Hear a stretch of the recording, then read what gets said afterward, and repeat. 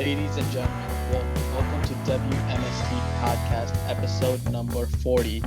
I am your host Syed. Make sure you like and subscribe and share this video and audio links. So here is the cast tonight. Joining me this week, we've got Editor-in-Chief Ziggler. What up, Ziggler? Cam, the unstable nerd, you have failed this city. Yeah, he's been watching Arrow. Yeah, I'm on season 3. Yeah. Show's pretty good, not gonna lie. I haven't failed anything. The only thing I failed was college. God it got real quick. I feel Cam, your brother. We got everybody's favorite weirdo and mine, Cam. What up, Cam? The sickest weirdo. I've been feeling sick. I've been dealing with a cold for the past 5 days. I've watched Raw with a headache. I've watched NXT and AEW with a throat cold. And I've been watching SmackDown while getting sick. While getting better. Raw must have made it worse. I was really close to turning myself into a Pez dispenser. Oh, man.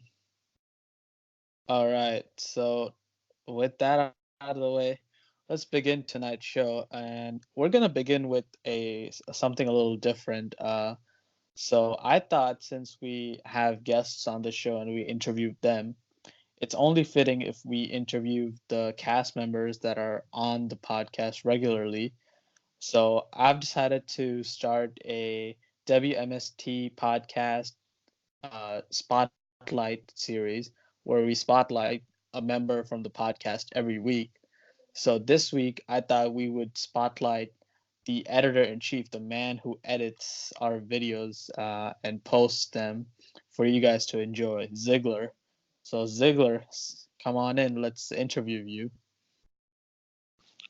I'm already here, but yeah. Okay. Yeah. All right. So Ziggler, so here are my questions for you. There's 3 questions I got for you. So obviously, you're a huge wrestling fan. You're into MMA. You're obviously into movies. So I wanted to ask you how you got into wrestling. I got into wrestling. What was it? I want to say it was around 2007, 2008, maybe.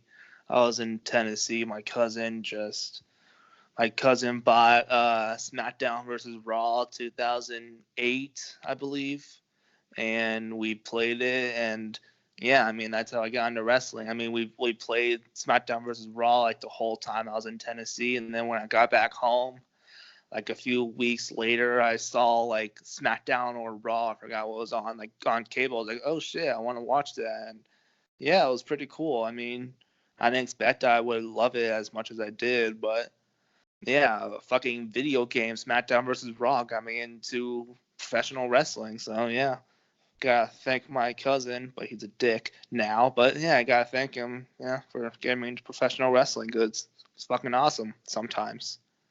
Not all the time, because WWE has been bad lately, but that's neither here or there. Trash, yeah. Yeah, that's actually interesting that video games, the SmackDown vs. Raw series kind of got you into wrestling.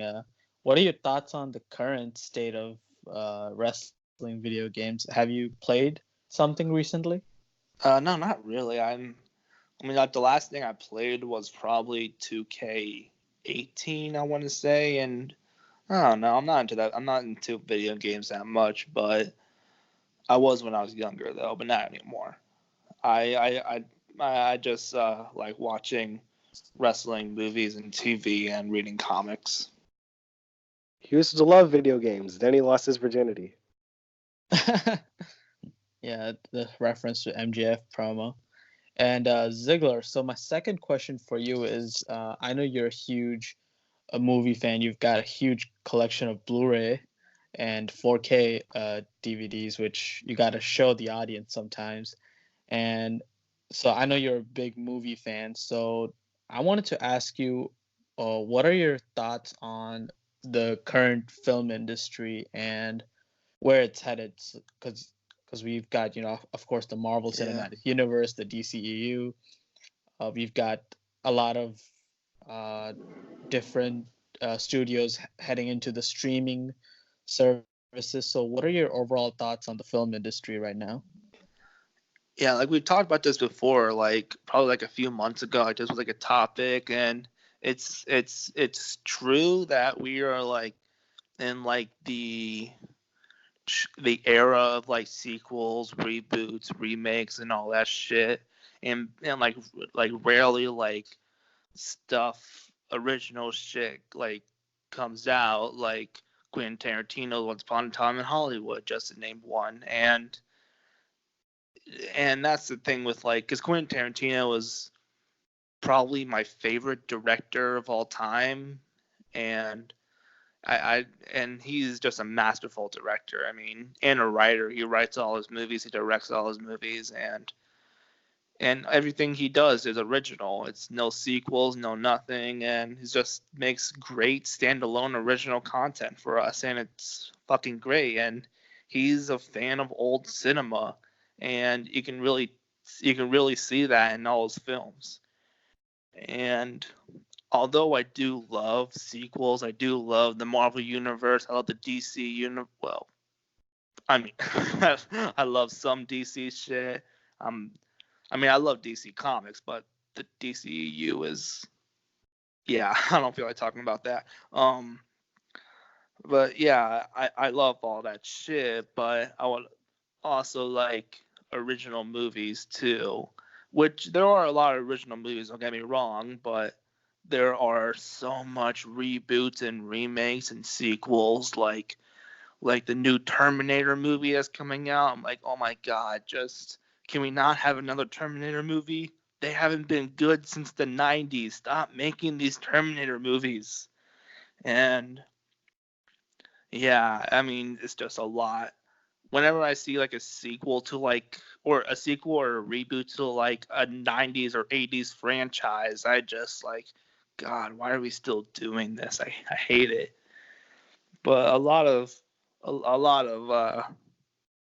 movies have been great though, even though like I love the MCU.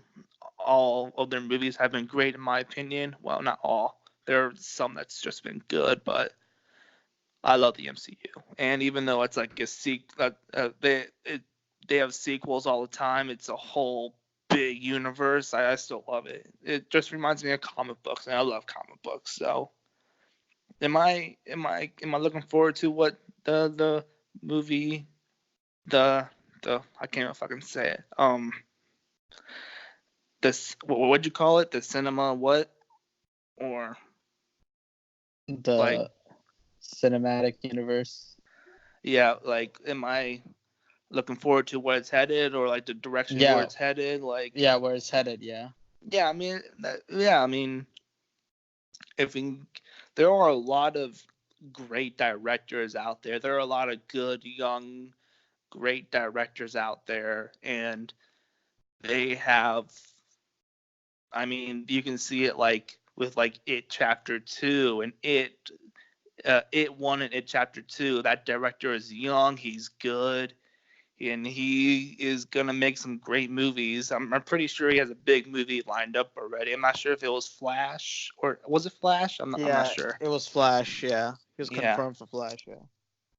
And then guys like Denis Villeneuve, who directed Blade Runner 2, even though it's a sequel, it really is like a standalone movie almost. It's not even like it's not even like a sequel. It's just kind of like a standalone movie, but it has like bits and pieces from the first movie, like from the 80s. But yeah, I love movies. I'll always love cinema, so I'll always go to the movies to watch the original movies or sequels or spin-offs or So Cam, I know you saw Joker last Saturday. I know a lot of us have been talking about Joker for such a long time. It's definitely culminated a lot of buzz and a lot of conversation. So, what were your thoughts when you finally got to see the movie in theaters? When I finally got to see it in theaters, I was really relieved that I got a chance to see it and to avoid spoilers for it. Avoid spoilers for it. I haven't really seen that many spoilers for it. All I've been seeing is praise and not that much criticism for it. Though there are some people just blowing out of proportion, like we've talked about before. I mainly took the movie, like I said in the previous episodes, throughout the hype for the movie, that it would be a character study. It's a character study about a man that's been pushed to about a downward spiral of an individual that's been pushed around for far too long. It's a movie that makes you think about mental health and how it can go unchecked and how people can turn a blind eye to it. And where and when that one person just reaches their breaking point and then they'll pay attention, it'll either turn into something like depression and suicide or crime and murder like the movie. We would have to have a bit of issues or have gone through something like bullying, abuse, or something along the lines of that to relate to it. It's dark, it's cruel, twisted. It probably doesn't like you, and you deserve to see it like at least once or twice.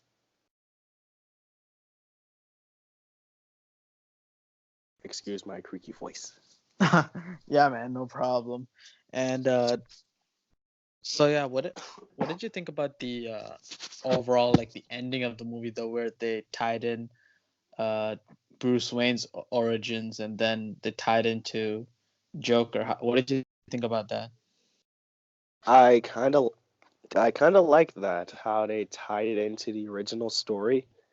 Like you would think that this is the same Joker that's been going on throughout the years, or this is going to start up multiple Jokers as time goes on, like a different timeline.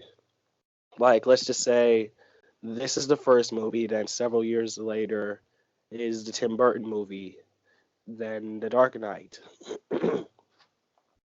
Like think of it like a timeline in a way. True, I can How many definitely more see. times are we gonna see Bruce Wayne's parents get murdered? I Yeah, mean, we Even saw it though, in friggin' Teen Titans Go to the Movies. oh my god, that was hilarious. But even though that it was awesome to see it in Joker, I still feel like how many more times are we gonna see them getting brutally murdered? yeah. I think this is one of the last times we're gonna see it. Probably. Like, I don't think Matt I Reeves mean, is. yeah. I It's don't think Matt reaching Uncle Reeves Ben territory. I mean, it was still like great and integral to intrigue. I don't fucking integral. yeah, integral to the story. Like it was great to see that the day that Joker was born was the same day that Batman was. That was great to Yep. see. So yeah, Yeah, and I feel like honestly, if Warner Brothers was smart, they would tell Matt Reeves like, yeah, that's the origin of uh, Robert Pattinson's Batman. You just go off from there. Because honestly, this universe is money, and they would be smart to capitalize on it. And that's And actually not a bad idea. right, you got your rock solid origin right there, and you got a monstrous villain right there, ready to go. So definitely gonna be awesome to see more movies from this specific Batman universe. Speaking of Matt Reeves Batman, we had a lot of news coming out for the movie's casting, as the production and the filming and principal photography is going to begin for the movie this coming January. So uh, earlier this week we had the news that Zoe Kravitz was announced as Catwoman. She's going to be playing the movie's Catwoman, and Paul Dano is going to be the Riddler, and Jonah Hill was obviously rumored to be playing Penguin or some villain in the movie, but apparently talks broke down. Some trades are saying that it was due to him wanting to play Riddler, but Warner Brother insisted him play Penguin instead, or it was something along the lines of the money being the problem. Apparently, he wanted 10 million, which I don't think is believable because that's really nothing for an actor of his caliber. I mean, he's a Oscar nominee and stuff. So, usually those kind of people do normally demand more money. So, I don't know. But honestly, they can find somebody else for Penguin. There's a lot of different actors who can portray that actor. I would love to see Andy Serkis. Right, there you go. So, honestly, I feel like Jonah Hill dropping out isn't that big of a deal, especially if you have a strong cast other than him. Like, for example, Paul Dano. I mean, the only movie I've seen of his is 12 Years a Slave. He had like a small role in that movie, and he was really creepy and dangerous in the small role he had in the movie, which is kind of perfect description for what Edward Nashton, aka Edward Nigma, is like as the Riddler. So I think that's a solid casting. I know he has a lot of credits and a lot of movies he's been in. He's a veteran actor, so great casting choice. And I was pretty okay with the Zoe Kravitz Catwoman choice. Imagine this little bit of dream fan theory. I don't know, maybe end credits or maybe at sometime in the ending of the movie, Joaquin Phoenix's Joker just appears in the movie, because we know Joker was part of the Long Halloween, so maybe he ends up appearing in the movie. What do you think about that? I mean, I don't expect it to, because I know Joaquin doesn't like that. He doesn't like how do I that's why he didn't that's why he didn't play Doctor Strange, because he didn't want to be in that whole cinematic universe thing. So I don't think I think they're going to have to get a new Joker for Robert Pattinson's Batman. So Although I wouldn't be surprised if a new actor was casted as him soon. Yeah.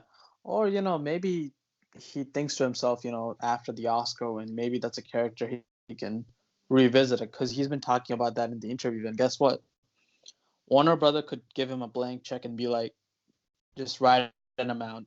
We'll give you that money to appear in the Batman movies. That can honestly happen. Yeah, but again, he said like the weight loss did take a toll on him, though. But like, I mean, there's going to be like he said, he couldn't do like any reshoots because he did not have to go. He couldn't go through that weight loss thing again. Actually, the thing is, this is going to be Prime Joker. So Prime Joker isn't going to be skinny like Arthur Fleck. So he can just be Joaquin Phoenix, regular muscle mass, and just appear as Joker. I mean, it doesn't matter what he looks like. His performance is his Joker's presence is what's going to really give this movie the oomph it needs. I mean, yeah, but I mean, I wouldn't mind seeing him. Like if he like made like a quick cameo in the Long Halloween, it would be dope. But I don't expect it though. Yeah, and honestly, we were talking about this. Remember, I said the Long Halloween should be the title of the movie. What do you think about that? Though? I mean, if it were going to be released in October, that'd be dope too. Yeah, but it's a summer release, so. That sucks. Well, you can't push it back for a few months? Come on. Push it back, Yeah, like it's called a Long Halloween. Just push it back to October. It's perfect. It's perfect, yeah. Hey everyone, hope you enjoyed that video, and make sure to like, share, and subscribe. And click on the channel to check out some more awesome videos like our movie and wrestling debates and our interviews with people like the Wrestling Classic and Jordan Jomo from the IGWC. And we are definitely looking into delivering you all some more content in the near future, so definitely be on the lookout for that. And thank you for your support.